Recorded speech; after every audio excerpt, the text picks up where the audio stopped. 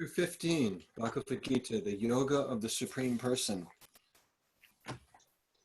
The Supreme Personality of Godhead said, "It is said that there is an imperishable banyan tree that has its roots upward and its branches down, and whose leaves are the Vedic hymns. One who knows this tree is the knower of the Vedas." Next verse, Eric. The branches of this tree extend downward and upward, nourished by the three modes of material nature.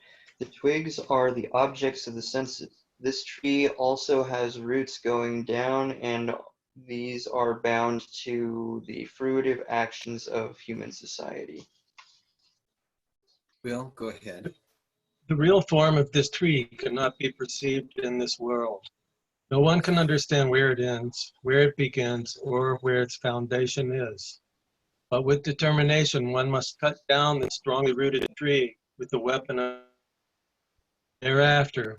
One must seek that place from which, having gone, no one returns. One never returns.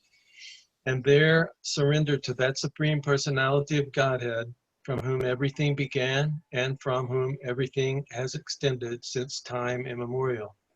Okay, before we move on, we're going to look into these purports, but I want to see what you guys are getting from those 3 verses that we read about this tree, this upside down banyan tree.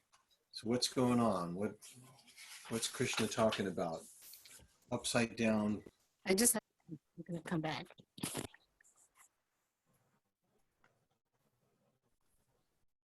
Anybody? Anybody have an idea what that's about?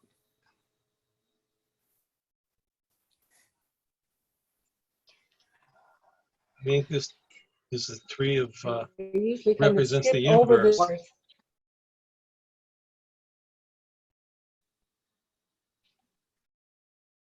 Will was saying Was something it what? and then you got quiet. Yeah, I was hearing 2 things at once. I was just Okay. thinking that the tree represents the universe or the world or the human world, or maybe just the whole universe, not just the human world. Okay, the whole human world, material universe. Material universe. Yeah. Okay. All right. Do you want to go any further with that?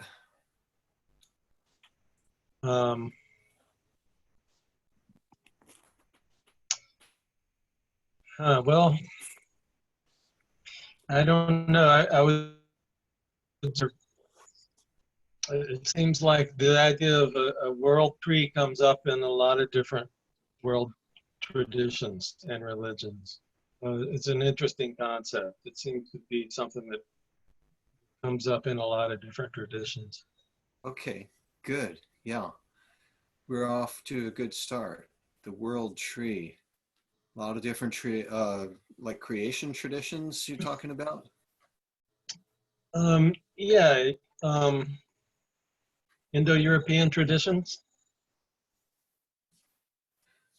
Okay. All right. Yeah, I noticed Gabrielle. Gabrielle had her hand up and then Eric.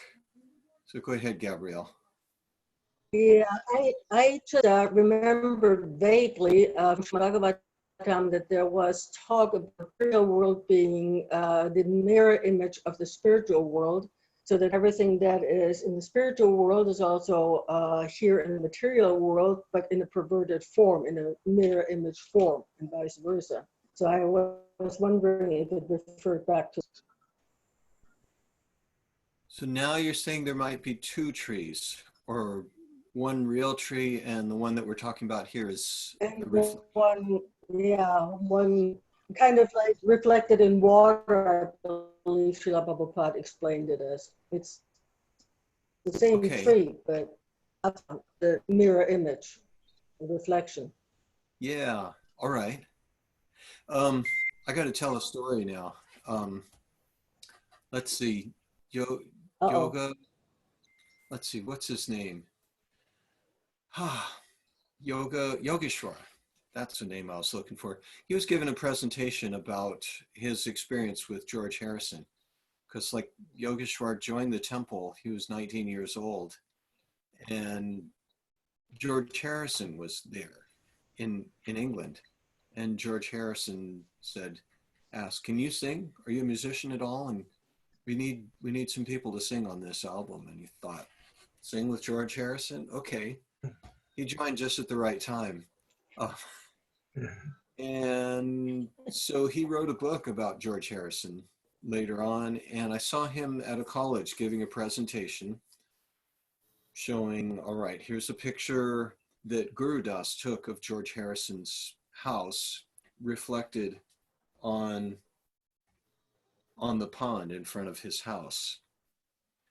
And so Guru Das took the picture, showed it to George, and then Guru Das asked him, so which is the real house and which is the illusion? And George Harrison really liked that. He liked the idea because he'd studied this chapter in the Gita. He got the connection. And so George took that picture and he hung it upside down in his house. And so everybody that was watching the slideshow PowerPoint presentation there in the college, Yogeshwar said, so here you see the picture and it's actually upside down. And then everybody sitting in their little folding chairs went and looked at it like this. Oh yeah. So you had the reflection up and the real one down just to make the point. And that's the way George Harrison hung it in his house. Okay, Eric, what were you going to say? Oh, well, I was going to comment about how in verses 3 and 4, Krishna states that, what is it?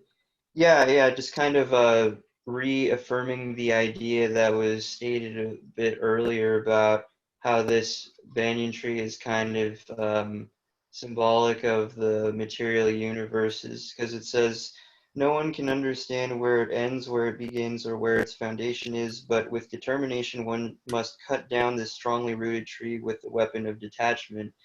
And let's see, I think in the previous verse it says the twigs are the objects of the senses. So it, just kind of seems to be insinuating that he is supposed to symbolize the, I guess you could say, the different aspects by which a living entity may be bewildered in the material world and may be attached to so many things. And in verse 1, I think it says that let's see, an imperishable banyan tree that has its roots upward and its branches down, and whose leaves are the Vedic hymns, and one who knows this tree is the knower of the Vedas.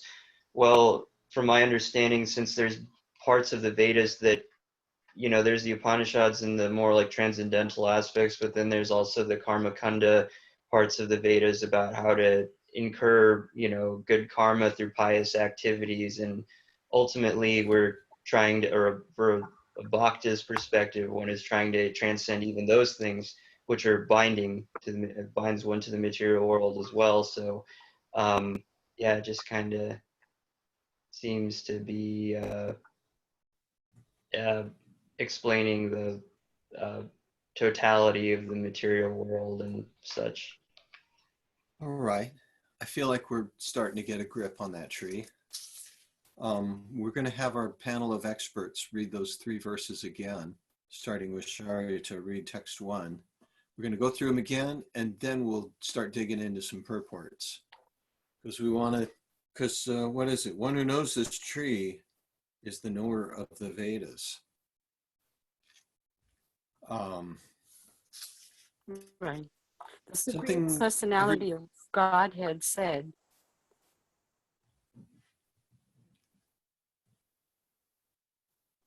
oh, you're frozen again? Yeah. Can you, am I frozen? No, actually, Sorry, can you hear me now? Fine. You're moving a little bit and then your voice is freezing. So this is it's weird. I'm sorry. Do you want to skip me for the reading then? I think we're going to have to. I don't want to, but I think we're going to have to. It's okay. It's Yeah. okay. We want to hear your comments. All right. So jump in more than you usually do. Go ahead, Gabrielle. Okay. Text me. The Supreme Personality of Godhead said, excuse me? Yeah. I'm on, right? Yeah. The Yes. Supreme Personality of Godhead, it is said that there is an imperishable banyan tree that has its roots upwards and its branches down, and whose leaves are the most this tree is the knower of the Vedas. And something I've been noticing in reading a chapter a day is just about every chapter Krishna gives, like, by understanding this, you'll get this. He said that in the last chapter too. One who understands this subject matter, well, the sages have attained perfection by understanding this. So usually he'll say it in the beginning and sometimes at the end. Chapter 13, he also gave something like that toward the end. One who sees everywhere, everything is just the interactions of the field and the knower of the field. Gets something, gets proper understanding and gets liberation. Matthew, go ahead. Yes, kind of, I'm sorry. Verse. Everybody, verse 2. The branches of this tree extend downward and upward, nourished by the three modes of material nature, the opposite senses. This tree also has roots going down, and these are bound to the fruitive actions of human society. And then text 3 and 4, Eric. The real form of this tree cannot be perceived in this world. No one can understand where it ends, where it begins, or where its foundation is. But with determination, one must cut down this strongly rooted tree with the weapon of detachment. Thereafter, one must seek that place from which, having gone, no one returns, and there surrender to that Supreme Personality of Godhead, from whom everything began and from whom everything has extended since time immemorial. Now let's go to the purport of text 1. I'll read the verse. The Supreme Personality of Godhead said, "It is said that there is an imperishable banyan tree that has its roots upward and its branches down, and whose leaves are the Vedic hymns. One who knows this tree is the knower of the Vedas." We'll read 2 sentences of the purport. After the discussion of the importance of Bhakti Yoga, one may question, what about the Vedas? It is explained in this chapter that the purpose of Vedic study is to understand Krishna. Therefore, one who, This is some, There's one who is, before we go, the end of this chapter, and it's a short chapter, it's the shortest chapter in the book. Krishna says, this is the most confidential part of the Vedas. Knowing me and having devotion to me. He says some things about that. So that's something to look out for. So this starts off saying the leaves of the tree are what is it? The leaves are the Vedas? yeah, the leaves are the Vedic hymns. Its branches, roots up and its branches down. Leaves are the Vedic hymns. Okay. One who knows this tree is the knower of the Vedas. So now he's going to explain the tree, and I'm always a little puzzled by this chapter. It starts off with this really cool idea of the tree, and then he just seems to be going all over the place and saying all kinds of random things, but we know Krishna does not do that.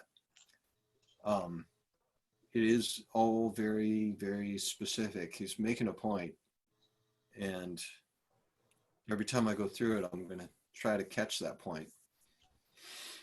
So here Prabhupada starts off the purport saying, okay, we've been talking about Bhakti Yoga, but what about the Vedas? It is explained in this chapter that the purpose of Vedic study is to understand Krishna. Let's watch for that as we read this chapter. Go ahead, Gabrielle. Sorry to cut you off. No problem. Therefore, one who is in Krishna consciousness, who is engaged in devotional service, already knows the Vedas. The entanglement of this material world is compared here to a banyan tree. For one who is engaged in fruitive activities, there is no end to the banyan tree. He wanders from one branch to another, another to another. Eric? The tree of this material world has no end, and for one who is attached to this tree, there is no possibility of liberation. The Vedic hymns meant for elevating oneself are called the leaves of this tree. This tree's roots grow upward because they begin from where Brahma is located, the topmost planet of this universe. If one can understand this indestructible tree of illusion, then one can get out of it. This process of extrication should be understood. In the previous chapters, it has been explained that there are many processes by which to get out of the material entanglement. And up to the 13th chapter, we have seen that devotional service to the Supreme Lord is the best way. Now, the basic principle of devotional service is detachment from material activities, attachment to transcendental service of the Lord. The process of breaking attachment to the material world is discussed in the beginning of this chapter. The root of this material existence grows upward. This means that it begins from the total material substance, from the topmost planet of the universe. From there, the whole universe is expanded with so many branches representing the various planetary systems. The fruits represent the results of the living entities' activities, namely religion, economic development, sense gratification, and liberation. Now there is no ready experience in this world of a tree situated with its branches down and its roots upwards, but there is such a tree, there is such a thing. That tree can be found beside a reservoir of water. We can see that the trees on the bank reflect upon the water with their branches down and roots up. In other words,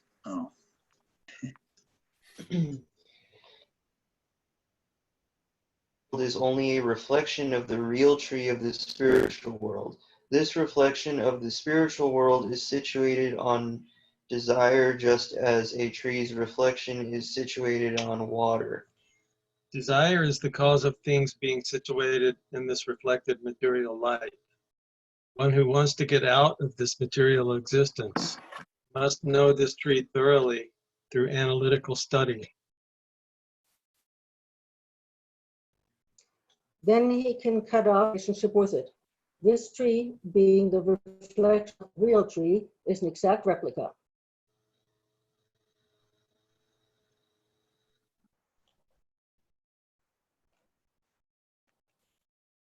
oh, sorry. Let's see, I'm lost.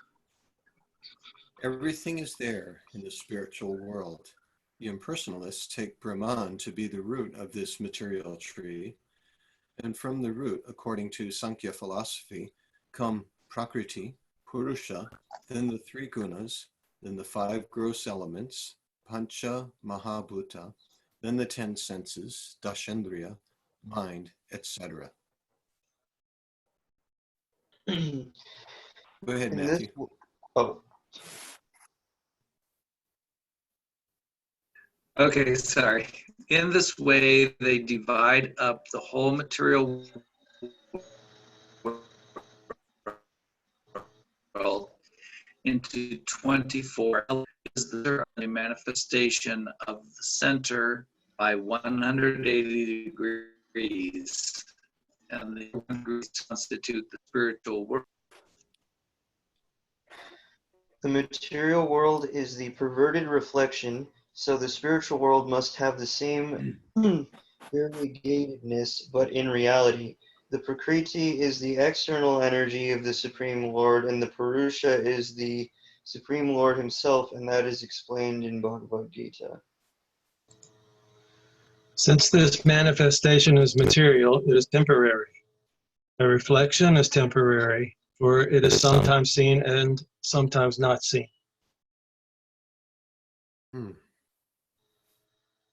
When hence the is reflected is eternal. The material reflection of the real tree has to be cut off.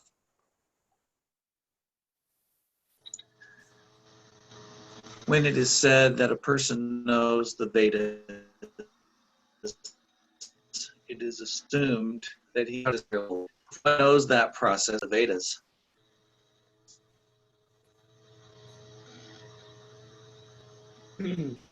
One who is attracted by the ritualistic formulas of the Vedas is attracted by the beautiful green leaves of the tree. He does not exactly know the purpose of the Vedas. Purpose of the Vedas, as disclosed by the personality of Godhead himself, is to cut down this reflected tree and attain the real tree of spiritual world. Okay, we need to get a reflection of a chainsaw to cut down this reflection of the reflected tree. There's a lot of good stuff in there. I haven't read that purport in a long time. Let's see. I keep hearing Matthew's voice cutting off. Is everybody else hearing it that way, or is it my connection? Just nod your Yeah, head. I'm also hearing that too. Yeah. Okay. I don't know what's going on. The internet gods are not blessing us.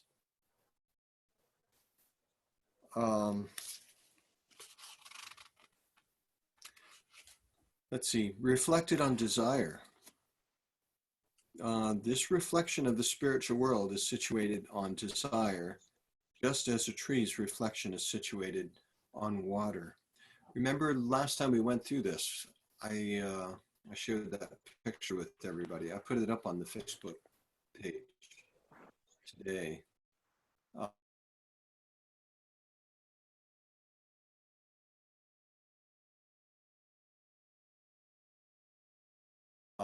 Today.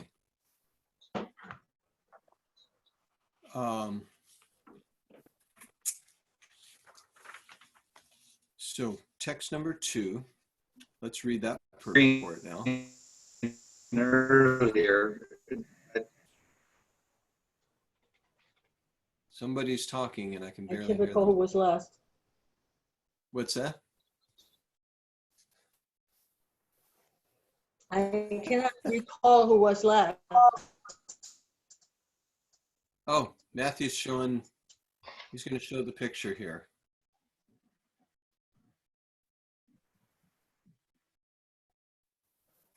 There we go. Yeah, can you zoom in on that, Matthew, make it bigger? So there we see the spiritual world, and Radha and Krishna are standing by a tree, which is reflected, as we read in the purport, on desire.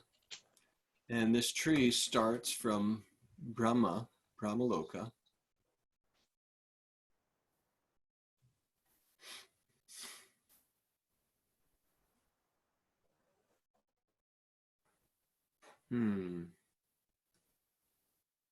Try that box to the right of your Zoom, and maybe that'll fill the whole page. To the right of it. Oh, one more, the brackets.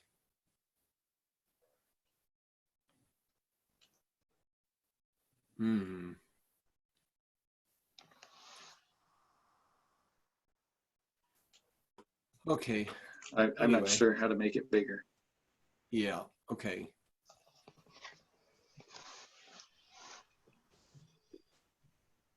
Sometimes Control Plus will make it bigger. If you've got Windows. Yeah. See, for some reason it's making it smaller. I don't know why. Oh, well, okay. That's what we get this time. So there's the tree, the upside down tree, and it shows leaves that are labeled sense objects, and there are fruits called religiosity, sense gratification, economic development, and sense gratification. Then there were some branches of impious acts.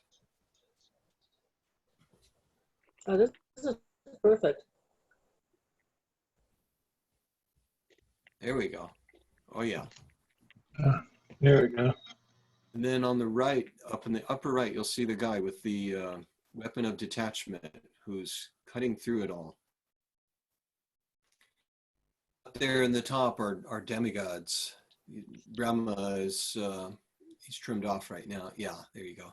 And then somebody sitting there with a musical instrument. Maybe it's Saraswati. There's Ganesh.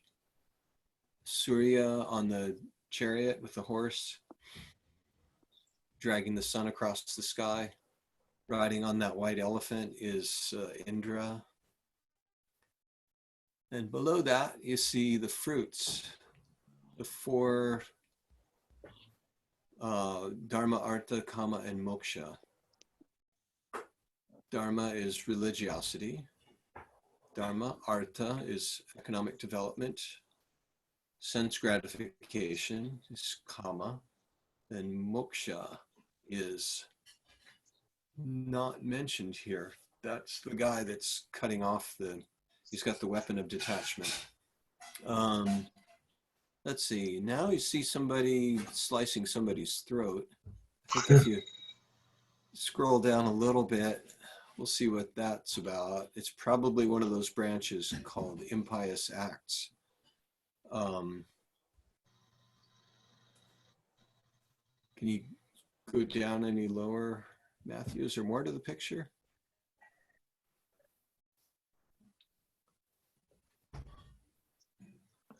Okay. Anyway. It looks like we get into the animal world down there at the bottom. Yeah. Yeah. Animalistic humans, and then you just become animals. Yeah, there's pious acts that take you up. It's kind of like chutes and ladders. Some pious acts are like a ladder, and impious acts are like a chute that drop you down. Okay, let's close that out, and then we'll read some more about this upside down tree. We'll just start at the top with Eric again. And Suprita, welcome, Suprita. Are you going to be able to read with us today? Do you have a book? Yeah. Oh, good. Hare Krishna. More experts in the panel of experts to help us figure out chapter 15. And you will be after Matthew, Suprita. So the branches, so text 2, the branches of this tree extend downward and upward, nourished by the three modes of material nature. The twigs are the objects of the senses. This tree also has roots going down, and these are bound to the fruit actions of human society. And go ahead with the purport, Eric. The description of the banyan tree is further explained here. Its branches spread in all directions. In the lower parts, there are variegated manifestations of living entities. Human beings, animals, horses, cows, dogs, cats, etc. These are situated on the lower parts of the branches, whereas on the upper parts are higher forms of living entities, the demigods, Gandharvas, and many other higher species of life. As a tree is nourished by water, so this tree is nourished by the three modes of material nature. Sometimes the tract of land is barren for want of sufficient water, and sometimes the tract is very green. Similarly, where particular modes of material nature are proportionate in quantity, The different species of life are manifested accordingly.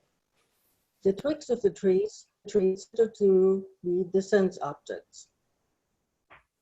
By development of the different modes of nature, we develop different senses, and by the senses, we enjoy varieties of sense objects.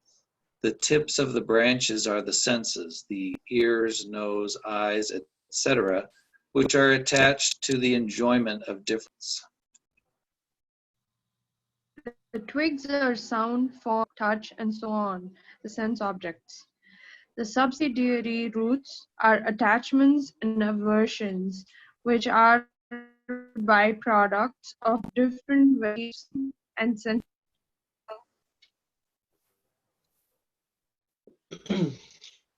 The tendencies toward piety and impiety are considered to develop from these secondary roots, which spread in all directions. The real root is from Brahmaloka, and the other roots are in the human planetary systems.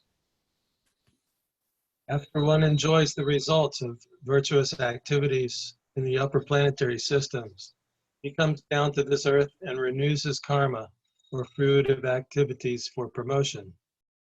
This planet of human beings is considered the field of activities. All right. Gabrielle, read the next verse. The real form of this tree cannot be perceived world. No one can understand where it ends, where it begins, or where it originates. But with determination, one must cut down the strongly the weapon of detachment. Therefore, one must seek that place from which, having gone, one never returns, and there surrender to that Supreme Personality of God everything began, and from whom everything has extended since time immemorial. And the purport.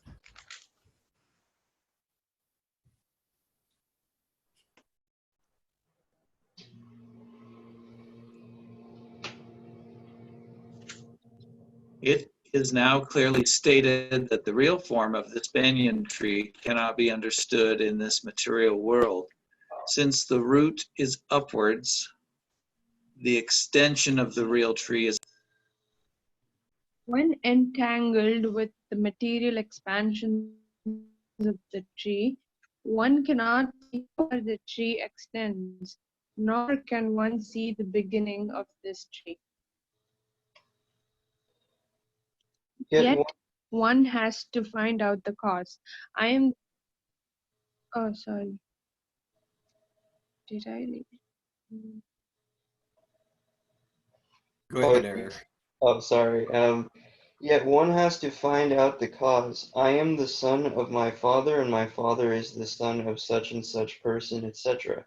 By searching in this way, one comes to Brahma, who is generated by the Garbhodaksha Vishnu. Finally, in this way, when one reaches the Supreme Personality of Godhead, that is the end of research work. One has to search out the origin of this tree, the Supreme Personality of Godhead, through the association of persons who are in knowledge of that Supreme Personality of Godhead.